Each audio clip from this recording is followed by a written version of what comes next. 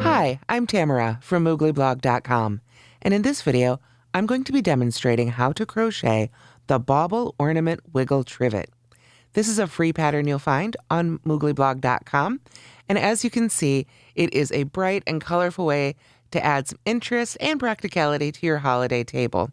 I used Lily Sugar and Cream, which is 100% cotton, which is so important when you're making a hot pad or a trivet or anything that might come in contact with really hot dishes, as acrylic can melt. So here we have the trivet itself that we'll be making today. As I mentioned, I use Lily Sugar and Cream. You use almost a full skein of the main color, but then just a little bit of the other colors. And of course, you can use whichever colors you like. You'll also need a USH 5mm crochet hook. This one is a Susan Bates twist and lock, and your standard crochet supplies. Scissors, a yarn needle, and in this case, you'll definitely want to have a few stitch markers handy. Let's take a closer look at the Bauble Ornament Wiggle Trivet.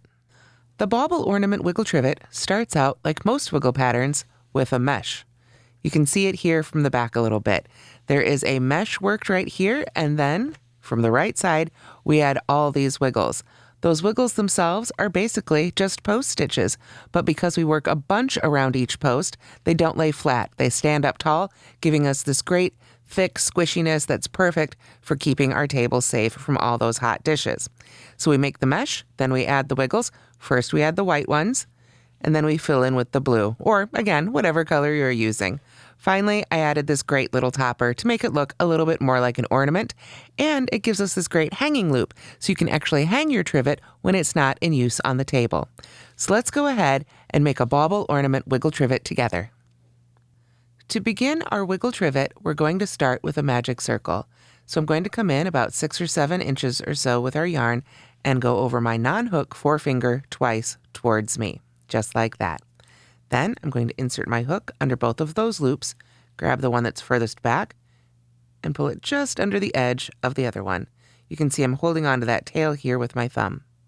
I'm then going to yarn over and pull that loop through. This sort of locks my magic circle together. Then I'm going to chain 1 and work 6 single crochets into the ring. When I go into the ring, I want to make sure that I go under both of those loops, the one that's still going around my finger here, and the tail end here that you can see is cut. This will allow us to pull the center of that magic circle really nice and tight. So there's 1 single crochet, and with that, I can pull my finger out because that stitch will help hold it open. So we go ahead and put in 5 more. So there's 2 single crochets, 3, 4, there we go, 5, and 6.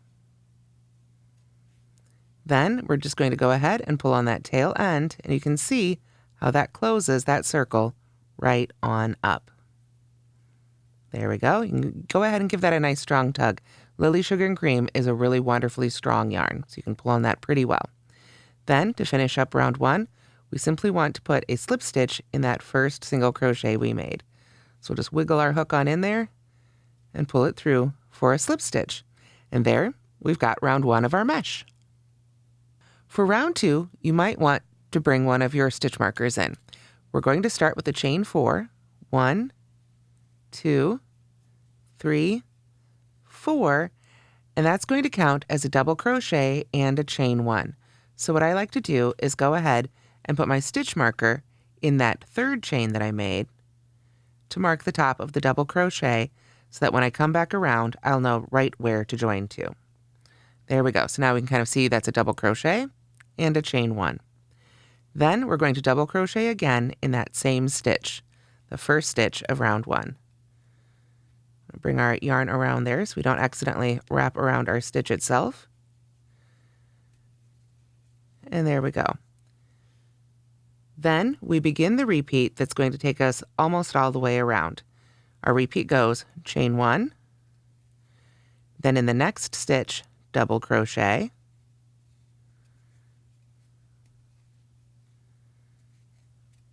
chain 1, and double crochet again in that same stitch.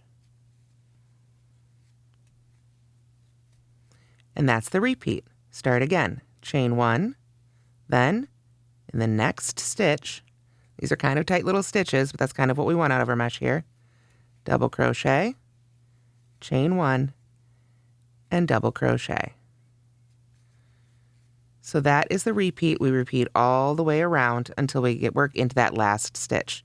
So one more time, that repeat is chain 1, then in the next stitch, double crochet, chain 1, and double crochet. Essentially, you want to have 2 double crochets worked into each stitch and a chain 1 in between each of those double crochets. So continue on around, and I'll see you at the end of round 2. After you've finished that last repeat, we need to make sure to do one more chain 1, and then we can join with a slip stitch to the top of that double crochet. If the stitch marker is in the way at this point, it's fine to go ahead and just take it out, and we can set that aside for the next round. There we are, and that is what it should look like at the end of round 2 with 12 double crochets and a chain 1 in between each of those double crochets. Rounds 3 through 7 of our mesh all begin the same way, with a chain 4 where that third chain counts as our top of our first double crochet there. So I went ahead and marked that stitch again. Now we're going to double crochet in that same stitch, so the same stitch we joined to, our first stitch there. There we go. Sometimes hard to work into those stitches we've slip stitched into. There we go. And then we are going to chain 1 and double crochet in the next stitch.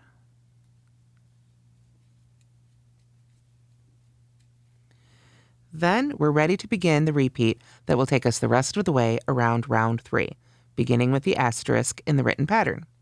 We start with a chain 1, and then we double crochet, chain 1, and double crochet in the next stitch. So we come right to that double crochet, we double crochet, chain 1, and double crochet, and then we chain 1 again. There we go. And double crochet in the next stitch. And that's our repeat. Let's do that together one more time. We chain 1, then we double crochet, chain 1, and double crochet all in this next stitch. We're skipping over those chain 1s and those chain 1 spaces. Then we chain 1 again and double crochet in the next stitch. So we repeat that all the way around. I'll see you as we get to the end of round 3. So here we are at the end of round 3. We finished our last repeat, but we want to make sure to always chain 1 before we join to that third chain of that starting chain 4, the top of the double crochet. We always have a chain 1 in between our double crochet stitches, but at the end of round 3, you should have a total of 18 double crochets. Round 4 starts again with a chain 4 where we mark that third chain for the top of our double crochet. Then we double crochet again in that first stitch. There we go. Then we chain 1 and double crochet in the next stitch twice. So there's the chain 1, double crochet in the next stitch, then chain 1 again and double crochet in the next stitch. Then we're able to begin the repeat that begins with the asterisk in the written pattern. Our repeat is chain 1, double crochet, chain 1, and double crochet all in the next stitch. So double crochet, chain 1, and double crochet. Then chain 1 and double crochet in the next stitch. And chain 1 and double crochet in the next stitch. And that is our repeat that takes us almost all the rest of the way around. Chain 1, double crochet, chain 1, double crochet in the same stitch, then chain 1 and double crochet in the next stitch twice. So I'll see you as we finish up round 4. So here's what it should look like at the end of round 4. Again, we want to make sure that we put a little chain 1 in there before we join to that first double crochet, but you should have a total of 24 double crochets at the end of round 4. Round 5 begins again with a chain of 4, and that third one counts as the top of our double crochet. Then we double crochet back in that first stitch and chain 1, and now we're going to double crochet in the next stitch. So there's 1, chain 1 again, double crochet in the next stitch. So that's 2, and then chain 1 and double crochet in the next stitch. So you'll remember in between our increases in the previous round, we had 2 individual double crochets. Now we've got 3. We're just continuing to expand our circle. So once again, the repeat for round 5 will be chain 1, then double crochet, chain 1 and double crochet all in the next stitch. So there's the double crochet, chain 1, and there's the double crochet back in that same stitch, and then chain 1 and double crochet in the next stitch 3 times. So there's 1, 2, and 3. Now, if we stop for just a moment and take a look, you'll notice that our increases sort of stack up. That's something we want in this particular pattern. So you can see every time we have 2 stitches worked into 1 stitch, it's in this side of the previous increase. So that will help you know, always make sure rather that you're in the right spot as you continue around. So for round 5 here, we've got 3 individual stitches in between our increases. For round 6, there will be 4, and for round 7, there will be 5. It just continues to increase in pattern, always putting the increase on the one side of the increase of the previous round. So continue on around here, and I'll see you at the end of round 5. So this is what it should look like at the end of round 5 with a total of 30 double crochets. And here's what it should look like at the end of round 6 with a total of 36 double crochets. You can see here we've got an increase here and an increase here, and in between we've got 4 of those double crochets that are all on their own. Next, we'll do round 7 and make sure to have 5 of those double crochets in between each increase. And here we are at the end of round 7 with a total of 42 double crochets and 42 chain 1s. If we look here, you can see we've got our increase, double crochet, chain 1, double crochet in the same stitch, and then 1, 2, 3, 4, 5 double crochets that are all on their own before we increase again. So we've maintained that same stitch pattern. So now we're ready to move on to round 8, which is our edging round here for our mesh. It's very simple. Let me get this stitch marker on out of our way here. There we go. So for this round, we're simply going to chain 1 and then work 2 double crochets into each chain 1 space. So there's 1 and 2 into that first chain 1 space, and then we just jump to the next chain 1 space, skip right over the double crochets, and put 1 and then a second double crochet, or excuse me, a second single crochet in each of those chain 1 spaces. So you should have a total of 84 single crochets at the end of round 8 edging, and at that end of that edging, you can just go ahead and break your yarn, join or join and break, however you like to do it, and finish off. Then we'll be ready to add our wiggles. So here's what your mesh should look like after round 8. We just did 2 single crochets in each chain space and then joined at the end so that we've got a nice solid border. Now we're going to pull up some of those stitch markers. What we want to do is mark the 4th stitch after every increase in round 7. So remember, our border was round 8, so round 7 is that last round of double crochets. So we want to find an increase. We've got one right there. Doesn't matter which one you start with. Find one of those, and then 1, 2, 3, 4. I'm just going to go ahead and mark the front of that stitch using my stitch marker. There we go. So there should be one more before the next increase, so we know we're in the right spot. 1, 2, 3, 4. And put in another stitch marker. One more before the increase. 1, 2, 3, 4. Time for our next stitch marker. And that's how we continue all the way around until we've got all 6 in there. So let's go ahead. We've already got 3 done. Let's do the other 3. Increase, 1, 2, 3, 4.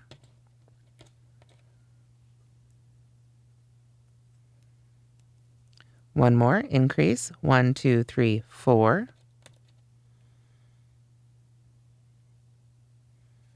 There we go. Increase, or excuse me, one more, then increase, 1, 2, 3, 4. And this should be our last one. There we go. So now we've got all 6 stitch markers in there, and you can see we could draw a line in between each of those. This is where we're going to add that star or snowflake with our contrasting yarn. Now for our first line, we want to join with a double crochet at the top of a round 6 double crochet post below any marked stitch. So it doesn't matter which one you pick. We'll go ahead and let's just pick this one right here. We know we marked round 7 right there. So that's our round 7 double crochet post. So we come down to the one that it's worked into here in round 6. This right here is the stitch that we'll go ahead and join to first. So we can visually kind of make a mental note. That's where we're going. And now we want to bring up the yarn that we want to join with, because we're going to join with a double crochet, also known as a standing double crochet. So I'm going to hold on to my yarn with the 2 fingers of my non-hook hand here that I'm not using to hold my hook. And then I'm going to hold on to my hook and yarn over twice towards me, just as I would for a standard stitch. Then I'm simply going to come to that stitch. Remember, this is a stitch right here we're joining to. We're going to do it as a double crochet, but like as a post stitch. So we're going to come in away from us and go around, just like for a front post stitch, around that post, pull up our loop, yarn over, pull through 2, yarn over, and pull through 2. So that's our first one right there. Then we're going to make 2 more double crochets around that same post. I haven't dropped that tail yet. I'm going to hold on to it until I've made the next stitch. I'm going to yarn over, go right around that same post again. Just pop the hook up right on the other side, pull our loop around, yarn over and pull through 2, and yarn over and pull through 2. Now I'll go ahead and drop that end. I know it's secure. Now we put 1 more double crochet around that same post. Just go right around it as so. So as you can see, we've worked 3 double crochets all around that post, going from the top of the post towards the bottom of the post. Because of course we were crocheting around in circles like this. And you can see how these all stand up nice and tall. Because we didn't start out with that first stitch anchored down anywhere, these are all going to stand up straight. So now what we want to do is work 3 double crochets around the post of the stitch in the row below 4 times. Well, what does that mean? If we stop and look at what we've got here, we worked around this post. 1, 2, 3, 4. We can follow a line down the next 4 rows. So we're going to work 3 double crochets around each of those posts. So what I like to do is really just kind of fold it up here so that those are all lined up sort of in a row right at the top. It's always a good idea to go back and double check and make sure you haven't gotten off track, but we can sort of fold our work here to make it easy. We're just going to go right to that next post and work 3 double crochets right around that one. So there's 1, 2, and 3.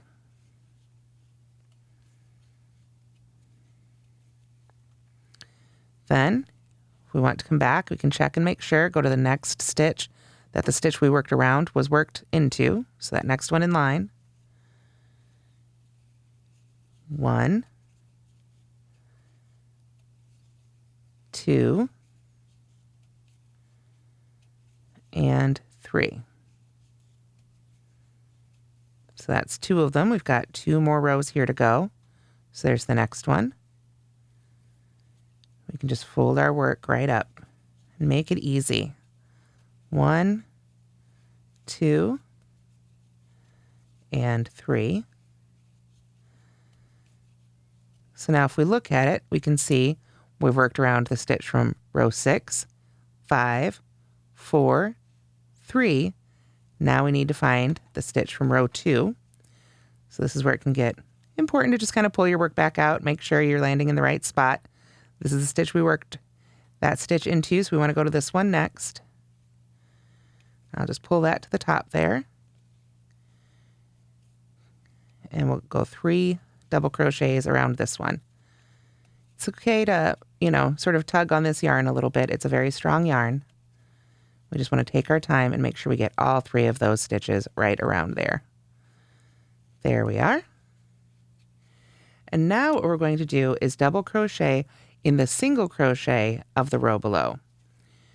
So we want to stop again, and this one's kind of tricky. Find that single crochet that stitch is worked into. Now, this is really tricky. Getting around the post of the single crochet is really, really difficult. So what you can do is sort of cheat and just kind of go around this part of it right there. We're going to be working this essentially 6 times as we come across here. So you can just kind of go in there and make sure we use each one of them once. It'll make more sense as we go. So we work a double crochet right around that single crochet right there. Then we're going to skip over the magic circle and then continue on across, working towards the opposite stitch marker. So remember, we had 6 stitch markers. We've got this line done so far. We want to find the stitch marker opposite right here, and we can sort of trace this back. We've marked this one, so we know it's marked into this stitch, this stitch, this stitch, on down until we find that single crochet right there opposite. That's where we want to put our next double crochet. So we can go right in there, get around that single crochet as best you can, and work our double crochet there. So we've got that skip. We've jumped right over that magic circle, but we're not going to worry about it right now. Make sure we follow that line. We've did the single crochet, but let's make sure we work into the correct double crochet. It's going to be this one right here. Let me just double check that. Yep. This one right here is going to be the one if we follow the line down for that next stitch marker directly opposite. So we want to make, now that it's a double crochet, we want to make sure we work 3 double crochets around that post. So it really doesn't matter, what side you come from or anything, or which post you start with. You just want to do your best to work in that straight line all the way across here. So we've got one. Let's lay that out. Make sure we go to the correct one. There's the stitch worked into the one we just worked around. So now we know we're in the right spot there. And we're going to continue doing this all the way till we get, again, through round 6. So not the row with the stitch marker in it. We don't want to work around that row, row 7, just around round 6. We want to leave that outer round for our blue wiggles that will all join together here. So I'm just continuing to work my way up with 3 double crochets right around the post of each of those rows. Double check here, make sure we're still lined up well. We are, so we've got just a couple rows left here. I'm working around round 5 now. So there's our 3rd double crochet around the post of round 5. Put a little bit more yarn here. And then, as I say, we don't want to go into round 7 with the one with the stitch marker. We just want to stop at round 6. So here we are. We'll work our 3 double crochets right here. 1, 2, and 3. And then that's it for this line. Now we can go ahead, just double check it before we break our yarn. Make sure it's nice and straight there. Going all the way across from stitch marker to stitch marker. And we can go ahead and break our yarn. Now it can pull up on the mesh like this a little funny. Don't worry about it. Once we've got all the wiggles in there, they'll all sort of even themselves out a little bit here, especially with a little bit of time on the blocking board. So to finish that off, I just pull that tail end through our last stitch. And then when I weave in my ends, I will just send that down through that last stitch and weave it in on the back. So now we need to do the same thing with a small addition going across our other 2 lines. So we're going to just find our next one. It doesn't matter which one we want to pick. We can just go ahead and start with this one and do the same thing. It's the exact same thing until we get to the middle. When we get to the middle, we'll chain 1 and go over this and then do the other side. So I'm going to go ahead and get started on this line, and I'll see you when we get to the center there. So you can see I've started my 2nd line here. I joined to round 6 and did round 6, 5, 4, 3, 2, and then I've got that 1 in round 1 right there. So now I've come to this line. What are we going to do? Very simple. We chain 1 and just jump right over it. Push it out of the way. Start again on the other side. We'll want to go ahead and find that single crochet that we want to work around here on the opposite side of round 1. I think I got 2 of them there. Don't want to do that. Want to leave one for the next round, or the next line, I should say. There we go.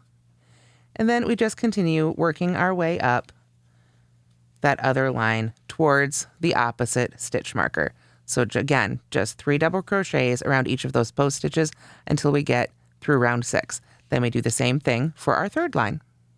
So here we finished our second line, and then our third line, of course, will go from our last set of stitch markers here from one to the other. Again, just chain 1 in the middle, push the others out of the way, and continue on across.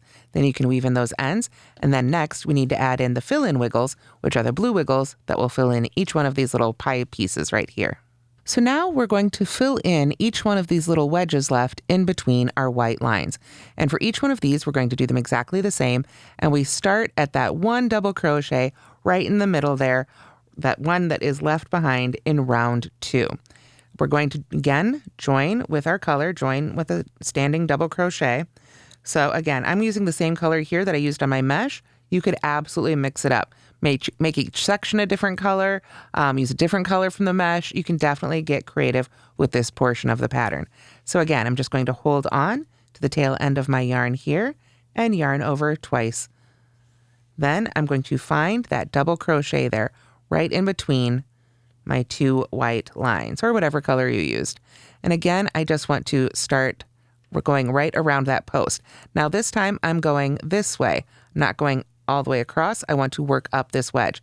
So I'm going to start trying to kind of put that first double crochet at the bottom of the post and then work my way up this post. So we'll go right down there, get around there with our hook.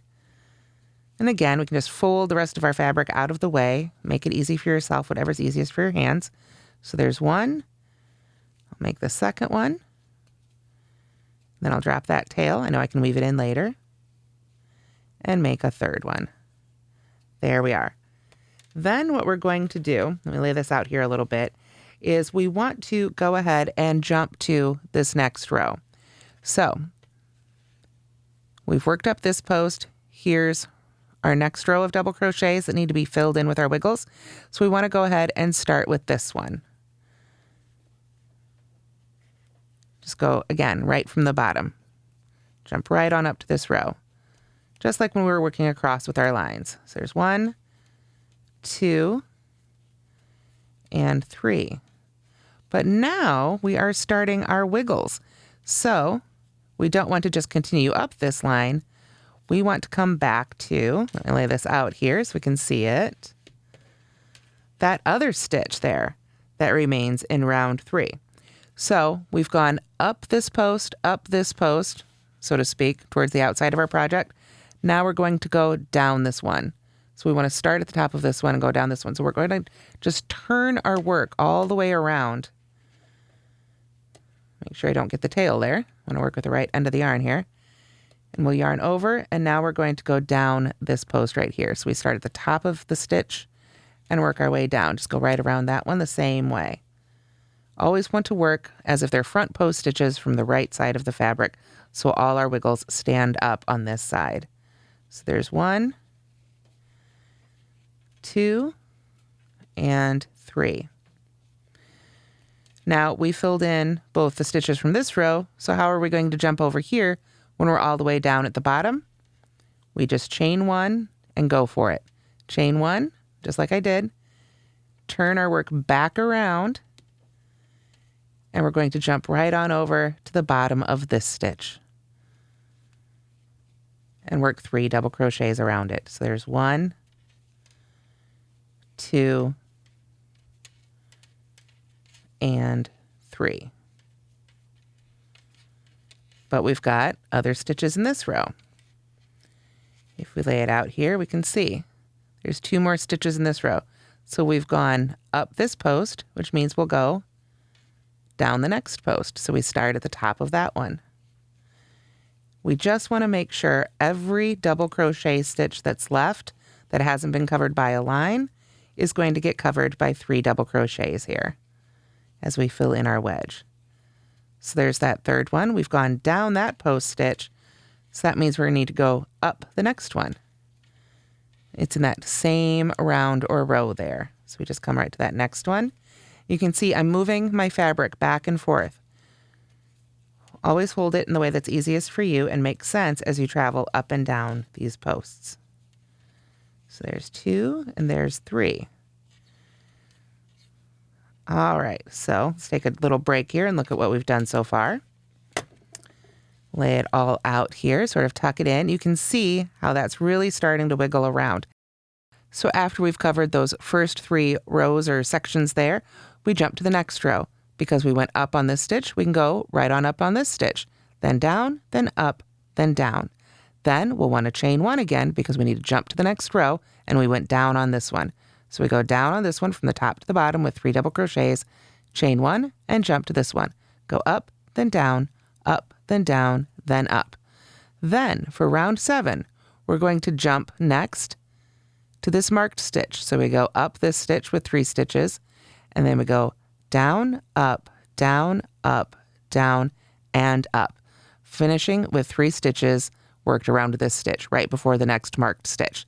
So each wedge sort of fills in, up the wedge, and then across the top of the next one. So let's go ahead and make those stitches.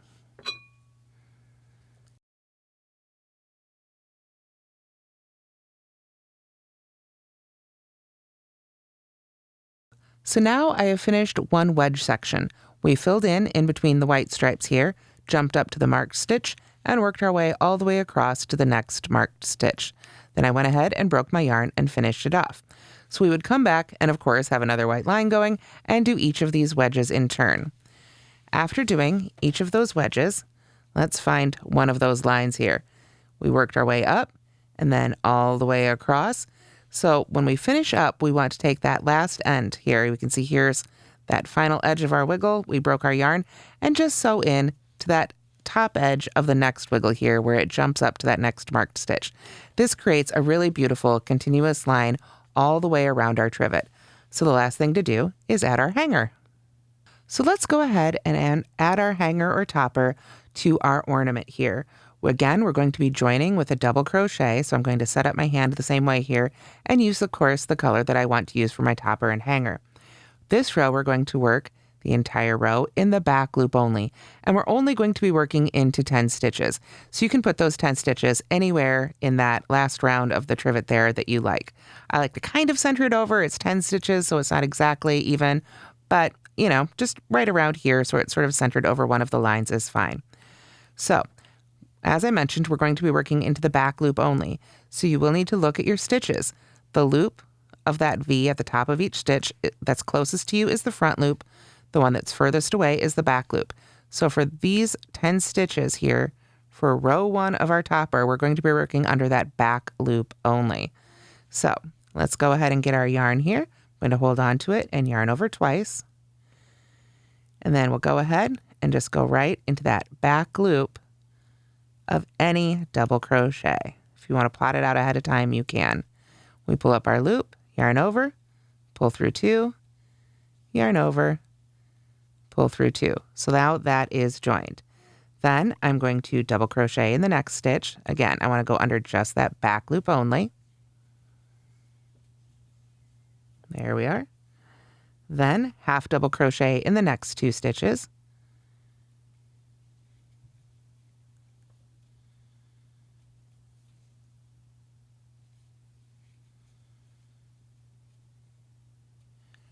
There we are. Then single crochet in the next 2 stitches. 1, 2. Again, working in the back loop only here. You can see that unused front loop in front of each of these stitches. Then half double crochet in the next 2. 1 and 2. And then finally double crochet in the next 2.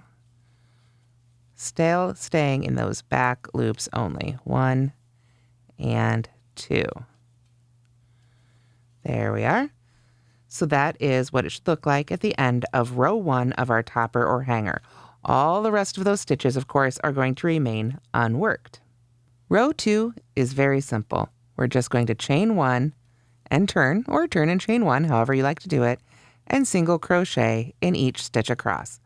So since there are 10 stitches, you should have 10 single crochets here at the end of row 2. Row 2 of worked, since we turned, is actually worked on the back side of the trivet, so you get a little peek of the back of the trivet there. And then we can turn and come back for row 3, which is the final row here of our pattern. We start again with a chain 1, and then we single crochet in the first 5 stitches. So there's 1, 2, 3, 4, and 5. Then we're going to chain our hanging loop. I like to chain 14, but you can chain longer if you want a longer loop, or shorter if you want a shorter loop. Whatever length of loop works for you is totally fine. It's very arbitrary. I just thought 14 looked like a really nice length, and it suited the hanger and would fit, of course, most hooks. So let's see, we've got 1, 2, 3, 4, 5, 6, 7, 8, 9, 10, 11 it looks like. So let's do 3 more. 12, 13, and 14. Now I can go ahead and make these chains tight. I'm not going to crochet back into them. So again, it's just whatever length gives you the length of loop that you like. Then we simply come back down, slip stitch in the last single crochet made. So since we're working into that single crochet we just made, we want to approach it from the side, still go under those top 2 loops of the stitch, but I'm going to do it from the side of the stitch here. Well, wrap my yarn around, kind of like if I were making a picot, and just slip stitch right in there. And that really holds down our loop nice and secure. Then I can just single crochet in each of those remaining 5 stitches across. 1, 2, 3, 4, and 5. And then I can break my yarn and finish off my hanger. And that's how to crochet the Bauble Ornament Wiggle Trivet. I hope you've enjoyed this pattern, and I hope you've enjoyed learning more about wiggle crochet. It's a really fun technique for making great thick items. Thanks so much for watching, and don't forget to like and subscribe.